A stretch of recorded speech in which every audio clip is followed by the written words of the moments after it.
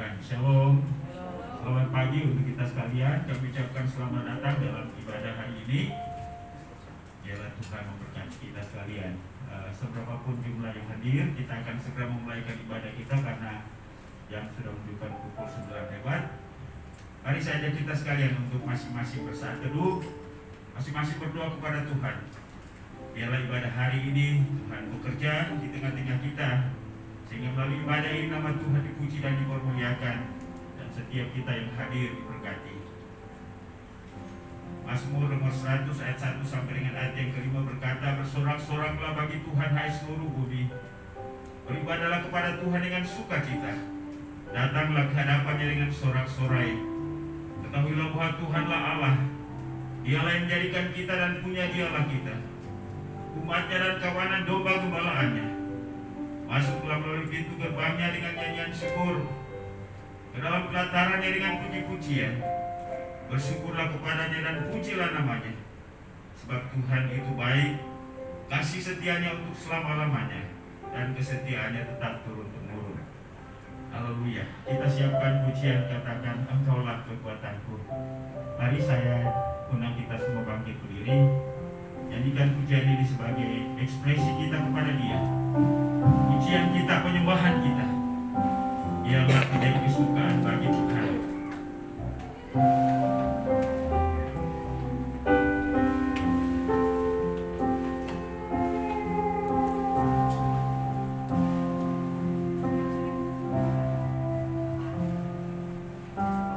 Engkaulah kekuatanku, tempat perlindunganku, saat badai menerpa, aku tak akan goyah, aku tak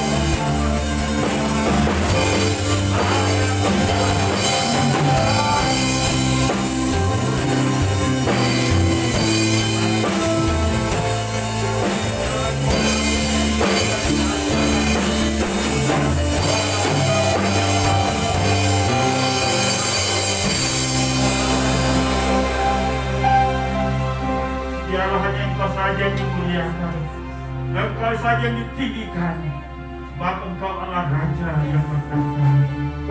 Terima kasih Tuhan.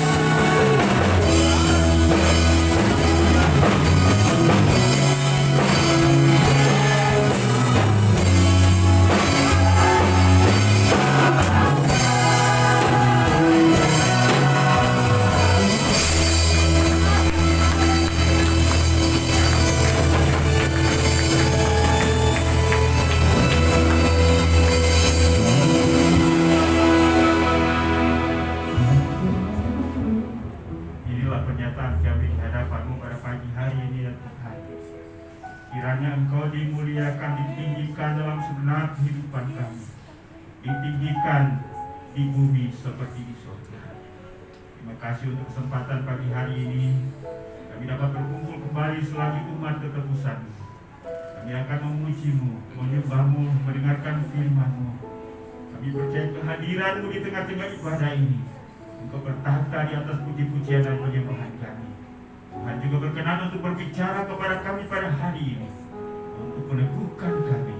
Dan biarlah melalui ibadah hari ini Engkau ditinggikan, dimuliakan, diagungkan, dan semua yang hadir diberkati.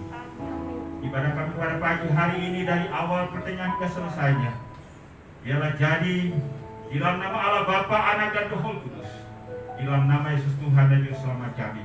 Kami buka dan kami tabiskan ibadah ini. Haleluya. Sama-sama kita katakan amin.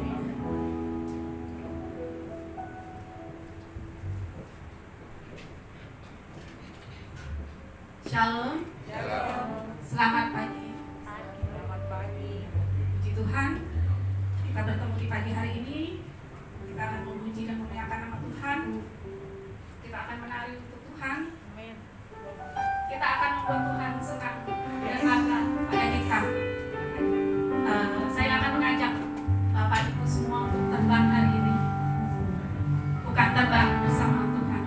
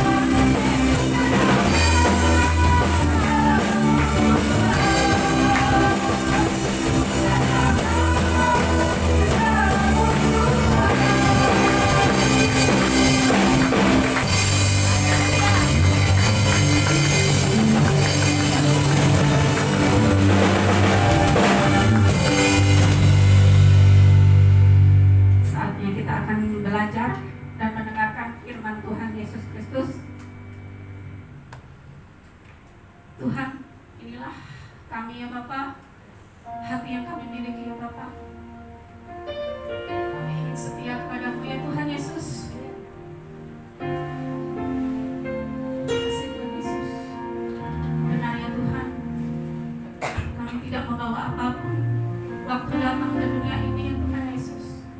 Dan kembali padamu kami tidak membawa apapun.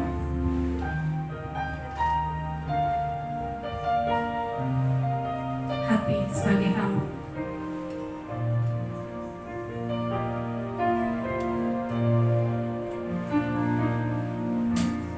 Ku tak membawa apapun juga saat ku datang ke dunia.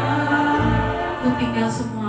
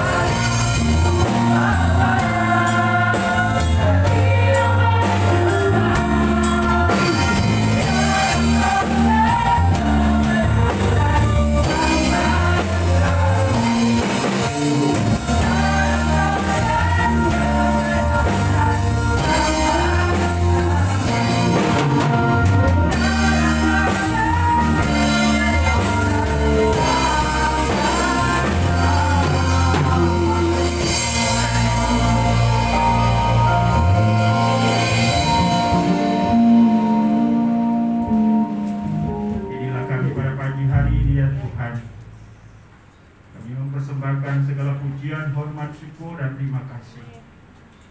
Terimalah ungkapan hati kami, ucapan bibir yang memuliakan Engkau, dan biarlah semua yang kami lakukan didasari oleh motif kesadaran bahwa Engkau adalah Allah yang layak untuk dipuji dan disembah.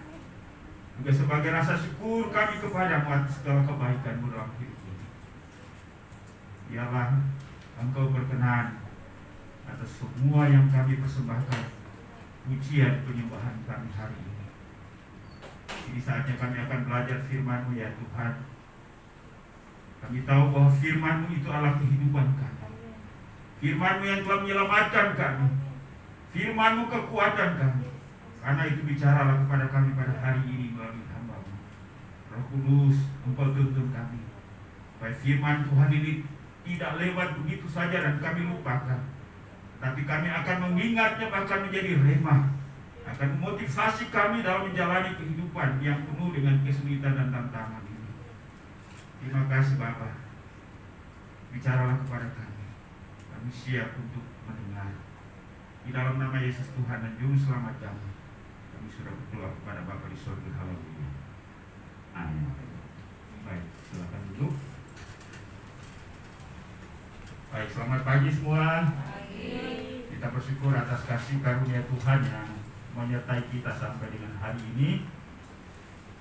Ya, sekali lagi bahwa ya COVID ini belum melanda ya, masih tetap, bahkan ada beberapa negara sudah mulai lockdown lagi ya. Karena itu ya ini menjadi perhatian kita, doa kita, bahkan juga ya kewaspadaan kita agar dalam menjalani hidup ini kita selalu berhati-hati.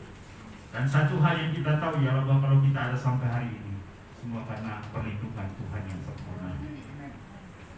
Baik, mari saya ajak kita sekalian untuk membuka firman Tuhan pada pagi hari ini, terambil dalam surat Rasul Paulus kepada sidang jemaat di Efesus.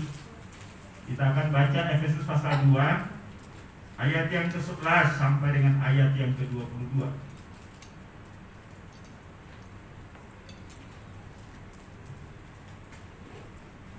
Kita akan baca bersama-sama. Saya akan membacakan ayat yang ganjil. Bapak Ibu sekalian, silakan membacakan ayat yang benar dari Efesus pasal 2 ayat 11 sampai dengan 22. Demikianlah bunyi firman Tuhan, dipersatukan di dalam Kristus. Karena itu ingatlah bahwa dahulu kamu sebagai orang-orang bukan Yahudi menurut daging, yang disebut orang-orang tak bersunat oleh mereka yang menamakan dirinya sunat, yaitu sunat lahiriah yang dikerjakan oleh tangan manusia. Bahwa kita tanpa Kristus tidak termasuk keluarga Israel dan tidak mendapatkan bagian dalam pertemuan dijanjikan, tanpa pengharapan dan tanpa Allah di dalam diri. Tetapi sekarang di dalam Kristus Yesus, kamu yang dahulu jauh sudah menjadi dekat oleh darah Kristus. Karena Dia damai sejahtera kita yang telah mempersatukan kedua pihak dan yang telah melumpuhkan tembok pemisah, yaitu perseteruan. Sebab dengan matinya sebagai manusia, ia telah membatalkan hukum Taurat dengan segala perintah dan ketentuannya, untuk menciptakan keduanya menjadi satu manusia baru dalam dirinya, dan dengan itu mengadakan damai sejahtera. Dan untuk memperdamaikan keduanya di dalam satu tubuh dengan Allah oleh salib, dengan melenyapkan perseteruan pada salib itu. Ia datang dan memberitakan damai sejahtera kepada kamu yang jauh, dan damai sejahtera kepada mereka yang dekat. Karena oleh Dia kita kedua pihak dalam satu roh beroleh jalan masuk kepada Bapa. Demikianlah kamu bukan lagi orang asing dan pendatang, melainkan kawan sewarga dari orang-orang kudus dan anggota-anggota keluarga Allah, Yang dibangun di atas dasar para rasul dan para nabi, dengan Kristus Yesus sebagai batu penjuru. Di dalam Dia tumbuh seluruh bangunan rapi tersusun menjadi bait Allah yang kudus di dalam Tuhan. Di dalam Dia kamu juga turut dibangunkan menjadi tempat kediaman Allah di dalam Roh. Amin. Saya akan mengulangi ayat yang ke-16 yang berkaitan dengan tema kita. Dan untuk memperdamaikan keduanya di dalam satu tubuh dengan Allah oleh salib dengan melenyapkan perseteruan pada salib itu. Ya, tema kita masih pada pengorbanan salib yang membawa kemenangan. Nah, Bapak Ibu dan Saudara, nah kata kunci pada tema kita ini ada dua, ya, ada dua kata. Yang pertama adalah pengorbanan salib dan kemenangan. Pengorbanan salib dan kemenangan. Bapak Ibu dan Saudara yang dikasihi, pertanyaan penting yang harus diajukan oleh setiap orang pada dirinya dalam menjalani kehidupan rohani ini. Ya, pertanyaan ini adalah buat setiap orang Kristen, buat setiap orang yang menyatakan diri percaya kepada Kristus, buat semua orang yang menyatakan diri beriman kepada Kristus. Pertanyaan pertama adalah, siapa saya? Apa kita mengerti siapa kita dalam kapasitas kita, dalam kedudukan kita di hadapan Allah? Inilah dalam pengamatan saya, masing-masing orang punya persepsi tentang siapa saya di dalam menjalani kehidupan ini. Yang pertama, ada orang yang menempatkan dirinya sebagai tuan atau raja. Ya, dalam hal orang menempatkan dirinya sebagai tuan atau raja atas dirinya, maka segala keputusan dan tindakan yang dilakukannya adalah berdasarkan kehendak dan kesenangan pribadi yang didorong oleh sikap egoisme, naif, bodoh, dan hawa nafsu. Dan inilah yang terjadi pada Hawa. Tanpa mempertimbangkan aspek kebenaran, tanpa mempertimbangkan apa maunya Allah. Ketika Hawa berada di taman dan jadi dia melihat pohon pengetahuan baik dan jahat yang indah, yang nikmat. Padahal Allah sudah katakan, janganlah kamu memakan buah pohon itu. Jangankan memakan, meraba saja jangan. Tetapi antara keputusan kehendak Allah dan kehendak pribadi Hawa, yang dinomorsatukan oleh Hawa, kehendak siapa? Kehendak Allah atau kehendak pribadi? Halo? Kehendak pribadi.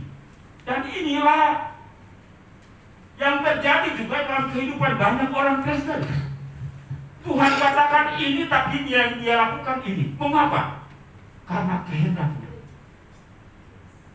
Sadar atau tidak sadar, bahwa dalam pengalaman kehidupan kita setiap hari, lebih banyak keputusan kehendak kita, egoisme kita, daripada pertimbangan kebenaran dan kehendak Allah yang kita lakukan. Ini juga yang terjadi dengan Kain. Ketika Kain dirasuki oleh kecemburuan, amarah oleh karena persembahannya tidak diterima oleh Allah, maka mulailah ia menyusun sebuah rencana untuk membunuh adiknya Habel. Dalam kemarahannya, Tuhan katakan, apa kamu tidak akan berseri-seri? Ya. Atau boleh saya katakan dengan kata lain, lawanlah, atasilah, kendalikanlah dirimu, kendalikan amarahmu. Tapi apa yang terjadi? Kain tidak peduli dengan firman Allah. Kain tidak peduli dengan kebenaran. Yang ia ingin lakukan ialah bagaimana memuaskan hatinya, emosi kemarahannya. Dan pada akhirnya apa yang terjadi? Terjadilah pembunuhan pertama. Sadar atau tidak sadar, bahwa tidak sedikit orang Kristen atau kita melakukan sebuah tindakan bukan karena apa kata Allah, bukan karena kebenaran, tapi kata maunya saya. Coba hitung berapa kali kita lakukan dalam kehidupan ini. Selalu saya. Ini maunya saya. Dan yang terjadi adalah kehendak dan keputusan kita. Artinya ialah bahwa dengan sikap seperti ini kita telah menempatkan diri kita sebagai tuan atas diri kita, sebagai raja atas diri kita. Padahal kita selalu menyanyi Tuhan adalah raja. Amin. Halo. Wah, itu bukan saya, itu orang Kristen lain. Mari firman Tuhan katakan apa, yang kita lakukan apa. Jadi mari kita renungkan. Apa kita menempatkan diri sebagai Tuhan atas diri sendiri? Yang kedua, orang yang bersikap materialistis, yaitu orang yang menempatkan materi di atas segalanya. Ya, orang yang menempatkan materi di atas segalanya, selalu melihat segala sesuatu dari keuntungan materi. Ya, ada seorang nabi dalam perjanjian lama ketika bangsa Israel hendak memasuki tanah Kanaan. Nabi itu disuap, ya, untuk sebenarnya mengutuk orang Israel, ya. Mengapa dia terima suap? Tapi justru sebaliknya, Tuhan memutar balik otak dan mulutnya. Dia tidak mengutuk, tetapi malah memberkati bangsa Israel. Materi yang menjadi pertimbangan atas segala sesuatu, ya. Membangun relasi, membangun hubungan dengan orang lain, ujung-ujungnya adalah materi. Ya. Dalam sejarah Amerika ada seorang yang bernama Hattie Green. Ya, Hattie Green ini tercatat di dalam sejarah Amerika sebagai orang yang paling pelit, dan dia menomorsatukan materi di atas segalanya. Sehingga untuk sehari-hari makan, dia makan bubur dingin. Ya, dia tidak panaskan bubur itu. Kenapa? Karena dia berpikir kalau masih panas lagi ini membutuhkan biaya, perlu gas, ya. Lalu kemudian anaknya membengkak kakinya, ya. Kakinya membengkak dan dia menunggu sampai ada klinik, ada dokter, ada rumah sakit, dia menyediakan perawatan gratis. Ya.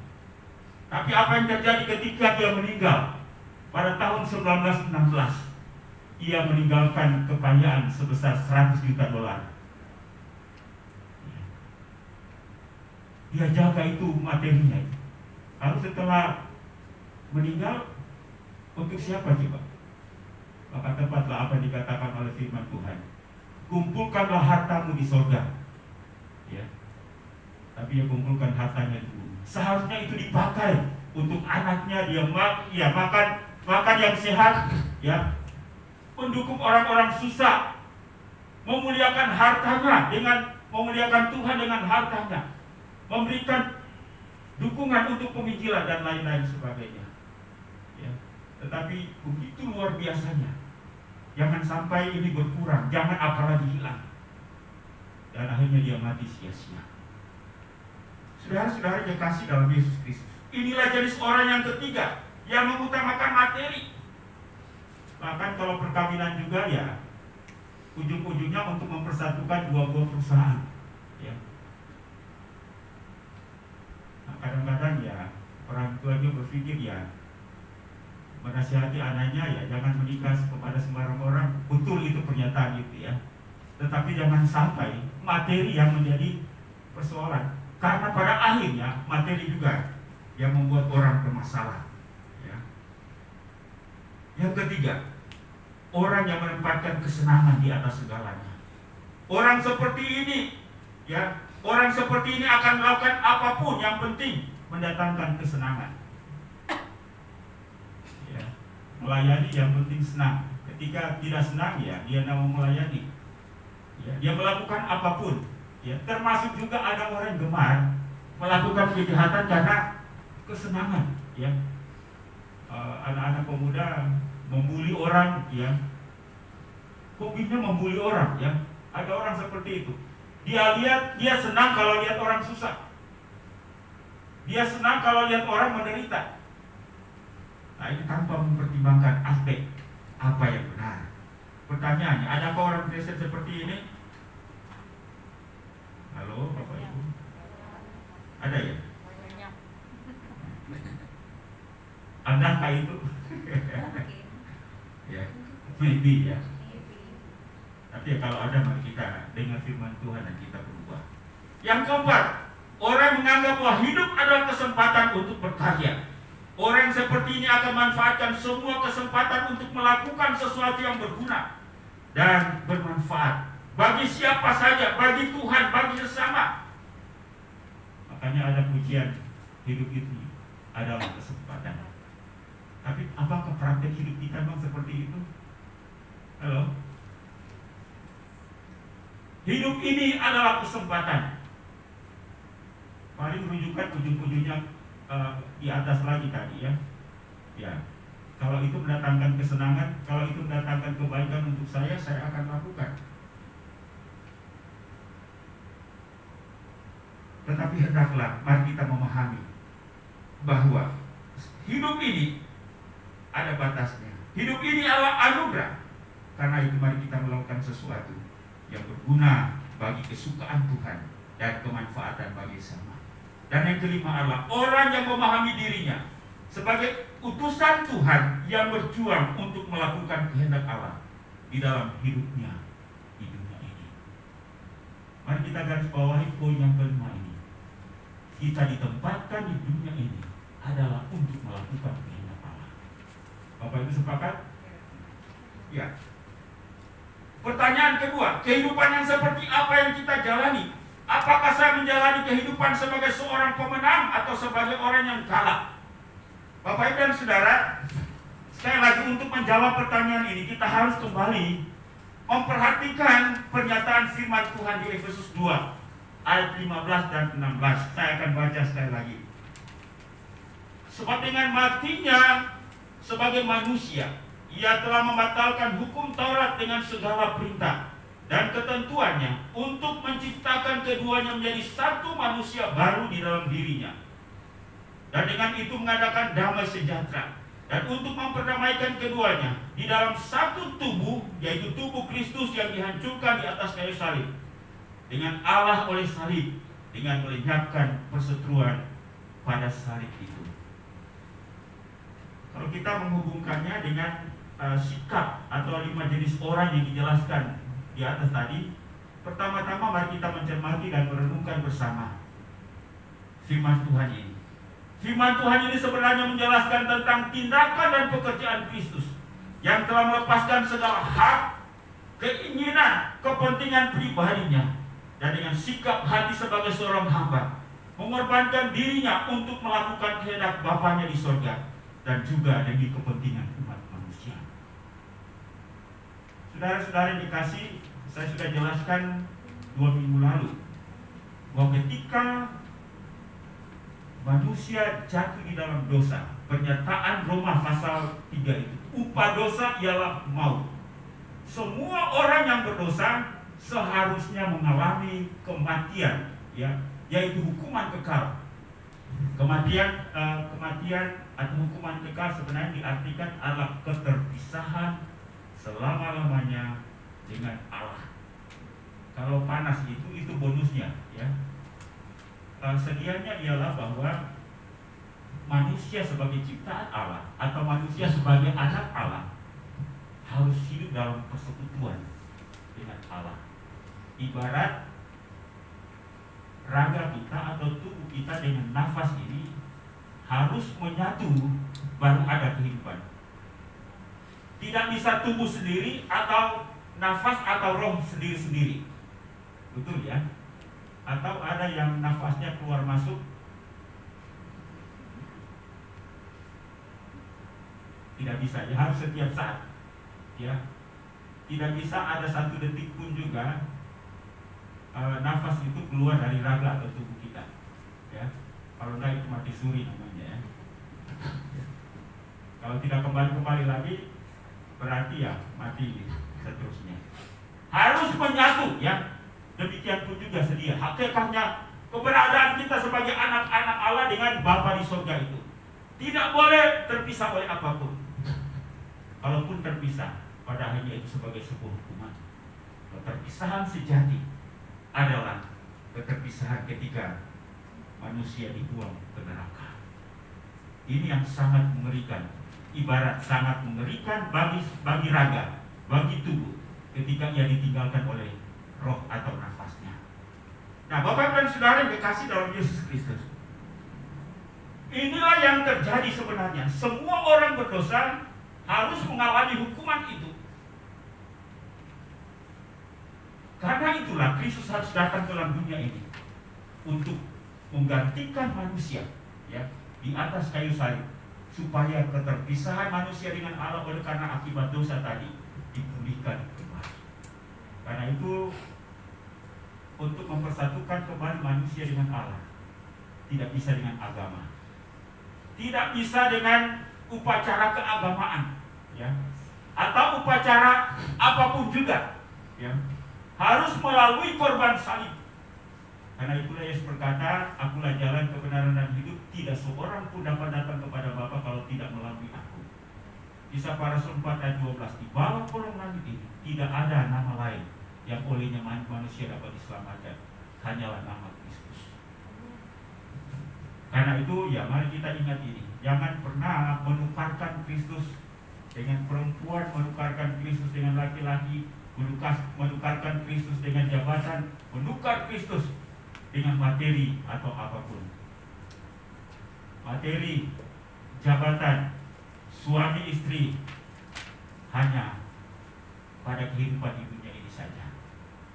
Atau yang masih berharap ada 7 bidadari di surga, ya, itu tidak ada dalam ajaran Alkitab, ya. Di surga nanti kita hidup sama seperti malaikat, ya.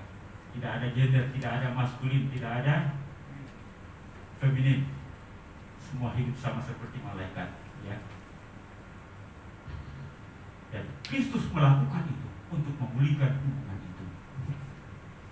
Di dalam hal melaksanakan itu, Kristus tidak lagi mempertimbangkan haknya, kepentingan pribadinya, keinginan kemanusiaan supaya lepas daripada penderitaan. Semuanya diabaikannya untuk memulihkan kembali hubungan antara Allah dengan manusia. Dan Ia mengorbankan diri kematiannya di atas kayu salib. Dan kita mengalami pemulihan dengan Allah. Pemulihan dengan Allah adalah proses kemenangan kita. Kita paham dengan apa yang dijelaskan oleh Alkitab, bahwa dosalah yang memisahkan manusia dengan Allah. Namun dosa tidak terjadi dengan sendirinya, ya. Apa ujuk-ujuk dosa terjadi dengan sendirinya? Halo Bapak Ibu. Di balik semua yang tidak kita sadari ada skenario iblis dan andil manusia menyebabkan lahirnya dosa. Skenario iblis, manusia ikut kemauan iblis dengan menempatkan diri egonya di atas segalanya, maka lahirlah dosa, ya. Hal itu terjadi dengan Adam dan Hawa, terjadi juga pada anak sulung mereka, Kain, bahkan juga seluruh generasi manusia yang takut kepada keinginan dan hawa nafsunya. Bapak dan saudara dikasih dalam Yesus Kristus, inilah manusia ditawan oleh keinginan dagingnya. Tetapi orang yang menang adalah orang yang selalu berada dalam persekutuan yang harmonis dengan Allah. Karya salib Kristus menjelaskan tentang dirinya, bahwa Yesus selalu menyatu dengan Bapanya di surga. Pekerjaannya di atas kayu salib juga menjelaskan bahwa Ia Allah pribadi yang menganggap keberadaannya di dunia ini sebagai kesempatan untuk melakukan hal atau pekerjaan bagi surga dan bagi dunia, serta menempatkan dirinya sebagai utusan dan hamba Tuhan, juga anak Allah, untuk melakukan kehendak Bapa di surga.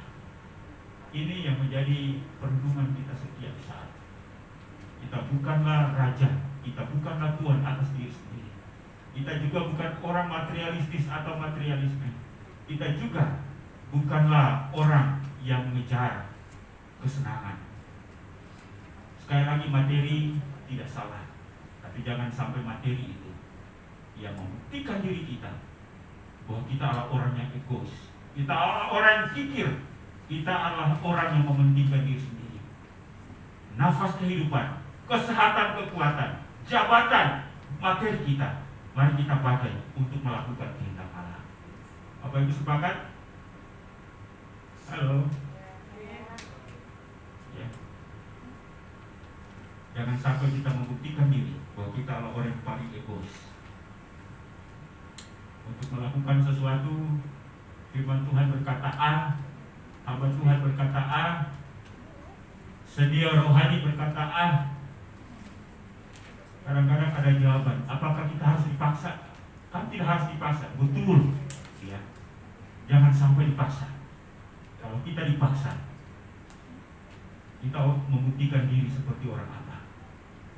Karena itu mari kita lakukan firman Tuhan.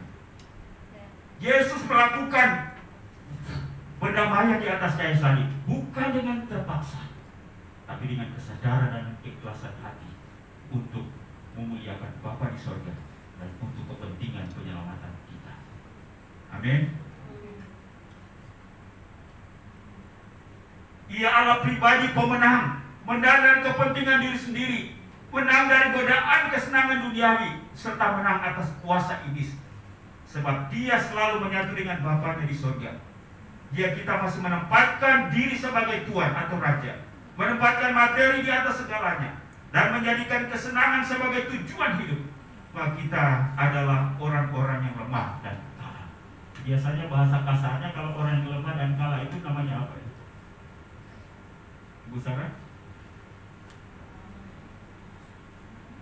Pernah dengar kata pecundang? Ya, kasarnya. Tapi kadang-kadang itulah realita. Kadang-kadang kita jadi pecundang. Ya. Namun jika kita menempatkan kehendak Allah, firman Allah di atas segalanya, maka kita akan pemenang. Iblis datang bukan dalam wujud fisik, ya. Kalau kita lihat seperti hantu, ya, atau seperti sosok yang menakutkan, tapi iblis bisa menggunakan manusia, menggunakan yang cantik, menggunakan yang ganteng, menggunakan yang enak, menggunakan sebuah yang menawan. Ia memikat hati kita dengannya, sehingga kita melupakan kebenaran, kita melupakan firman Allah. Ia menggunakan potensi keinginan kita, nilai yang ada dalam diri kita, dan pada akhirnya terkecoh, dan kita hidup sebagai orang yang kalah terus menerus. Karena itu, marilah kita menjadi pemenang, karena Kristus telah mengerjakan kemenangan itu bagi kita di atas kayu salib. Ya, Kristus tidak pernah berpikir saya tangannya akan dipaku sakit, lambungnya ditikam sakit, ia akan mengorbankan namanya. Kadang-kadang kita mau percaya Yesus ketika suasananya baik-baik saja, ya saya tidak perlu susah-susah, saya tidak perlu mengeluarkan banyak, saya tidak perlu melakukan ini dan itu. Tapi Kristus telah mengorbankan segalanya bagi kita. Biarlah ini jadi perenungan kita, sehingga setiap hari kita menjadi pemenang. Artinya ialah bahwa kita menjalani hidup ini, kita mengelola semua yang Tuhan percayakan kepada kita dalam persepsi dan rencana dan kehendak Allah. Baik waktu, tenaga, potensi apapun, sumber daya apapun yang ada pada diri kita, mari kita lihat itu sebagai kepercayaan yang Tuhan berikan. Bukan kita melihat itu sebagai itu saya punya, lalu saya akan pakai untuk semua. Beberapa waktu yang lalu saya menonton ada sebuah drama, ada salah satu negara di Timur Tengah. Lalu kemudian anak gadis ini dia pacaran dengan seseorang yang latar belakang kehidupan mereka itu memang orang kaya, ya. Jadi pacarnya ini selalu mempermainkan gadis-gadis, ya. Lalu anak gadis ini dinasihati oleh kakaknya, ya. Lalu jawaban anak gadis ini katakan apa? Ini kan persoalan saya. Diri saya kan adalah hak saya. Saya mau seperti apapun juga hak saya. Bapak Ibu, jawaban ini benar nggak? Halo? Benar tapi salah. Benar tapi salah. Berarti ini yang disebut dengan sebuah pernyataan atau jawaban yang bermakna dua, ya, bermakna ganda, ya. Kebenarannya di mana? Itu hak saya. Saya. Tapi yang dilakukan bisa. Nah, jadi boleh berpegang pada itu adalah hak saya. Iya. Melihat kebenaran secara hakiki. Ya, kalau itu subjektif, berpikir sendiri mungkin benar. Tapi melihat kebenaran Allah, melihat kebenaran surga, dan pada akhirnya implikasi atau sebab akibat daripada pilihan itu, adalah kehancuran. Nah, kadang-kadang kita menganggap itu seolah-olah hak saya, ya. Tapi pada akhirnya ketika katakanlah terjadi apa-apa dengan si gadis itu, apakah kakaknya tutup mata, keluarganya tutup mata? Toh semua juga akan sakit, ya. Demikian pun juga dengan kita sebagai anak-anak Allah. Kadang-kadang kita bertindak semua kita, padahal Tuhan katakan, ya, saya selalu berkata cukuplah. Tuhan menegur kita dengan kata-kata. Janganlah kita ditegur dengan pengalaman, dengan musibah dan lain-lain sebagainya, dengan pengalaman yang buruk. Karena sekali lagi, apa yang kita lakukan hari ini tidak hanya untuk kita, tapi juga akan dialami oleh anak cucu kita. Makanya firman Tuhan katakan, orang yang takut akan Tuhan, angkatan orang benar akan diberkati oleh Tuhan, anak cucunya perkasa. Amin. Karena itu mari kita hidup dalam firman dan melakukan firman. Dengan demikian kita adalah orang pemenang. Amin. Mari musik ke depan.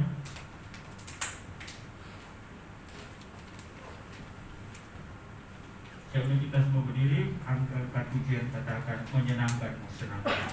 Ialah menyukakan hati Allah. Allah merupakan kerinduan kita bersama.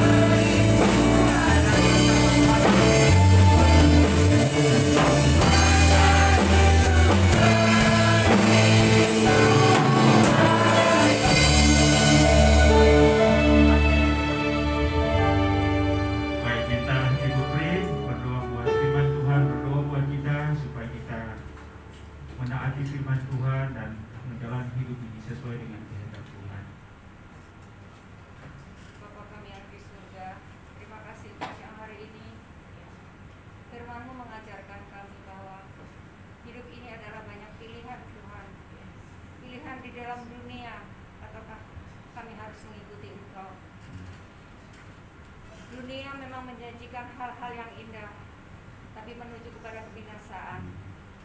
Dan Tuhan menjanjikan sesuatu yang indah, menuju kepada kekekalan. firman-Mu siang hari ini.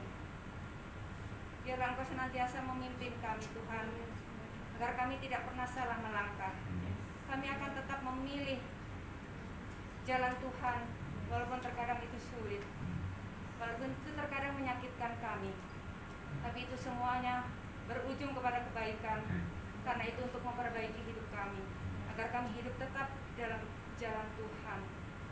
Terima kasih Tuhan, biarlah Engkau terus memelihara kami, memelihara hati kami, agar kami tetap setia kepada Tuhan, mengikuti jalan-jalan daripada Tuhan yang menuju kepada kekekalan. Terima kasih untuk firman hari ini ya Tuhan. Sungguh ini menegur kami, mengingatkan kami untuk kami tetap hidup di dalam Tuhan. Terima kasih untuk hamba-Mu yang sudah menyampaikan firman pada siang hari ini.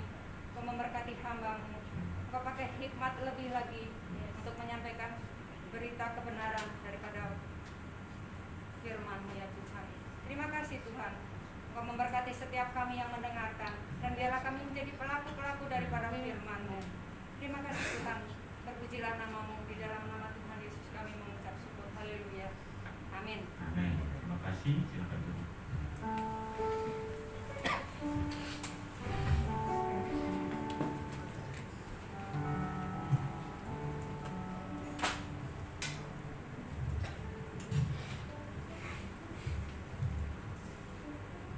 Makasih pada hambanya yang telah menyampaikan firman pada siang hari ini.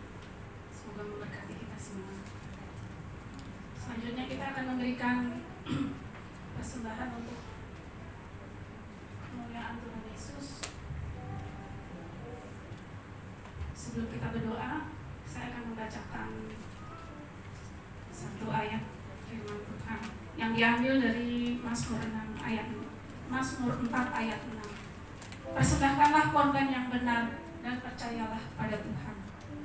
Saya minta Pak Agus untuk berdoa.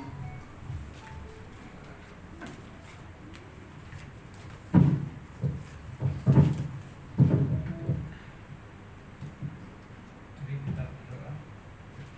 Tuhan Bapa yang bertata di kerajaan surga, Tuhan yang Maha Kuasa, terpujilah nama-Mu ya Tuhan. Pada siang hari ini kami mengucap syukur dan terima kasih ya Tuhan atas berkat yang Tuhan limpahkan kepada kami ya Tuhan. Dan tibalah saatnya kami akan mengembalikan sebagian berkat dari-Mu ya Tuhan, merupakan persembahan kami ya Tuhan. Kuduskanlah persembahan kami ini sehingga bermanfaat bagi pekerjaan-Mu ya Tuhan. Dalam nama Tuhan kami Yesus Kristus kami sudah berdoa. Haleluya. Amin. Amin. Sambil kata persembahan dijalankan, kita pujian. Oh, betapa indahnya.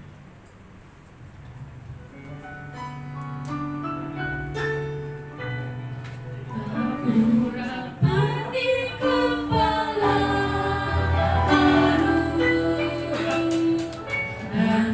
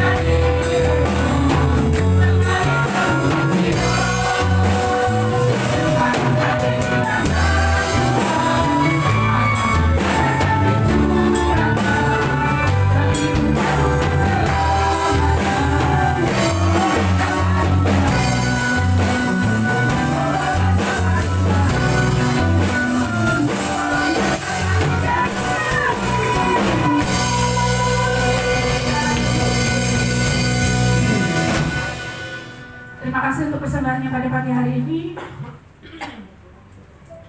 Semoga Tuhan membalas dengan janji-janjinya 7 kali lipat. Amin.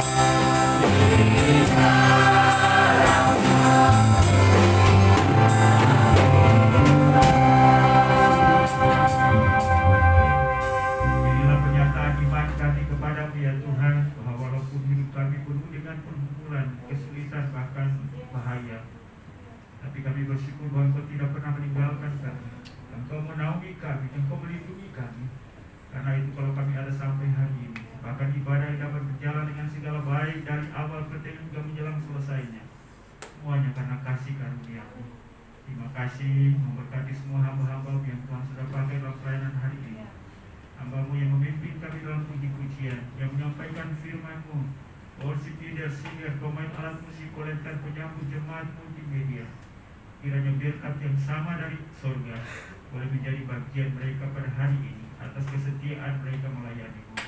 Juga dengan seluruh jemaat yang sudah hadir, Tuhan memberkati.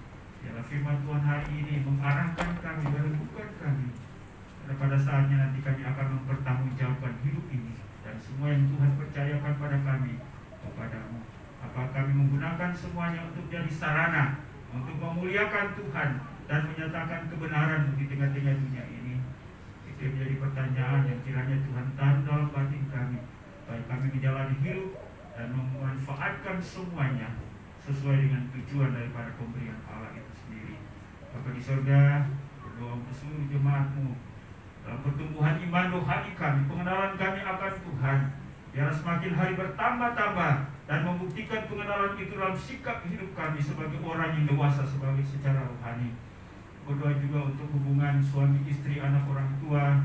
Tuhan Yesus tolong memberkati di tengah-tengah perbedaan kami, supaya damai sejahtera Allah boleh menguasai kami. Kalaupun ada perbedaan-perbedaan, jangan biarkan itu menjadi alat iblis untuk membuat kami berselisih.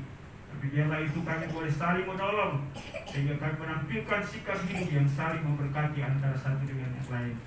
Kami juga berdoa untuk pekerjaan jemaat Tuhan, baik mereka yang membangun usaha sendiri maupun yang bekerja pada perusahaan orang lain. Tuhan Yesus, Engkau memberkati seluruh pekerjaan itu, sehingga menghasilkan ekonomi dan keuangan untuk dapat mencukupi kebutuhan makan minum pakai. Dan ketika kami diberkati oleh Tuhan, biarlah hati kami tetap berpaut kepada Tuhan, bukan kepada harta itu, dan kami menggunakannya sebenar mungkin. Kami dapat juga berbagi, kami dapat mengembalikan apa menjadi hak milik Tuhan. Kami juga dapat mensupport pelayanan Tuhan, dan kami akan dikenal sebagai orang saleh, generasi yang takut akan Tuhan. Kami berdoa untuk anak-anak kami yang bersekolah, mohon hikmat akal budi, kemampuan dan kesanggupan untuk belajar, sehingga mereka boleh berhasil naik kelas, lulus kuliah, dan mereka selesai tepat pada waktunya, dan mereka juga disiapkan profesi dan pekerjaan yang sesuai untuk berkarya dan membangun kehidupan menuju masa depan yang penuh harapan sebagaimana janji firman-Mu. Bapa di surga, kami mau berdoa juga Tuhan untuk jemaat Tuhan yang lemah tubuh, yang sakit. Kami mohon Tuhan Engkau jamah mereka, hibur, teguhkan, kuatkan mereka, supaya di dalam situasi kondisi yang kurang sehat atau sakit, mereka membuktikan iman mereka kepadamu dan mempermalukan iblis, dan dengan demikian mereka keluar sebagai pemenang. Terima kasih Tuhan. Kami berdoa untuk pergumulan persoalan jemaat-Mu, apapun bentuknya, Tuhan Yesus, kami bentangkan di hadapan-Mu. Kiranya Tuhan turun tangan, dan biarlah dengan kesulitan itu kami belajar mengandalkan Tuhan. Kami juga belajar bertahan untuk membuktikan komitmen dan iman kami kepadamu, dan biarlah kami didewasakan dengan semua proses itu. Bapa di surga, kalau ada persoalan, pergumulan, permintaan yang diam-diam disampaikan oleh jemaat-Mu siapapun pada pagi ini, Tuhan dengarkanlah. Kami adalah anak-anak-Mu, kami adalah biji mata-Mu, karena itu ulurkan tangan-Mu Tuhan. Biarlah semuanya itu mendatangkan kebaikan pada akhirnya. Bapa di surga, kami berdoa untuk masa depan daripada gereja ini. Tuhan Yesus tolong memberkati. Tuhan tambah-tambahkan iman kami, kesetiaan kami. Kami boleh merapatkan barisan kami untuk terus membangun jemaat di tempat ini. Kami juga minta jiwa-jiwa baru bergabung bersama dengan kami. Terima kasih Bapa. Kami mau berdoa Tuhan untuk jemaat Tuhan yang tidak hadir hari ini, dimanapun mereka berada. Tuhan Yesus sertai mereka.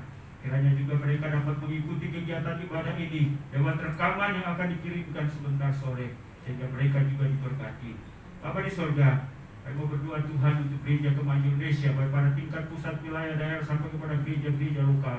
Tuhan Engkau berkati juga semua gereja-gereja Tuhan di Indonesia, pemimpin-pemimpin gereja. Tuhan Yesus Engkau tolong supaya dapat bekerja sama untuk dapat menyatakan shalom Allah bagi dunia Indonesia ini, memenangkan jiwa, penginjilan dalam negeri, luar negeri, penginjilan di kota, di desa, bahkan sampai ke pedalaman. Tuhan Yesus Engkau berkati. Kerinduan kami ialah supaya dunia ini dapat dimenangkan bagi kerajaan surga. Bapa di surga, kami berdoa buat pemerintah bangsa dan negara kami. Engkau tolong memberkati Bapak Presiden, Wakil Presiden, demikian juga para menteri, jajaran pemerintahan dari pusat sampai ke daerah, semua lembaga tinggi negara, TNI, Polri. Tuhan Yesus Engkau berkati bangsa ini, supaya bangsa ini tetap aman, dan kesejahteraan bangsa ini adalah merupakan kesejahteraan kami juga sebagai hamba-hamba-Mu dan anak-anak-Mu. Ya Bapa di surga, saya berdoa untuk kondisi dunia, di mana sampai dengan hari ini penyebaran COVID-19 masih terus merajalela. Tuhan Yesus, biarlah kami belajar untuk setia, belajar untuk bertahan, belajar untuk memahami dan mengerti bahwa tidak ada perlindungan yang sejati di dunia ini selain daripada di dalam Engkau. Karena itu biarlah dunia takut akan Tuhan, bukan membanggakan ilmu pengetahuan dan teknologi, bahkan materi, karena pada saatnya nanti semuanya akan lenyap. Tetapi orang yang hidup benar akan menikmati kehidupan kekal sampai selama-lamanya. Bapa di surga, bila doa kami hari ini, dan mengucap syukur untuk persembahan umat-Mu. Kiranya ini merupakan wujud daripada ketaatan kami, kesetiaan kami kepada firman-Mu, sebagai tanda kasih kami, iman kami, tanggung jawab kami sebagai anak-anak yang telah diberkati dalam pengelolaan keuangan. Kembalikan berkat-Mu berlipat kali ganda bagi seluruh jemaat yang sudah memberi dengan sukacita. Kami sadar sungguh bahwa banyak hal yang seharusnya kami sebut atau sampaikan dalam doa ini, namun karena keterbatasan kami, tapi kami percaya bahwa Roh Kudus penolong agung kami turut menyampaikan kepada Bapa di sorga segala kebutuhan kami, dan Engkau akan menjawab jauh lebih besar dari apa yang kami doakan, karena kami bawa semuanya dalam satu nama yang maha kuasa, yaitu Yesus Tuhan dan Juru Selamat kami. Haleluya. Bapa, terima kasih.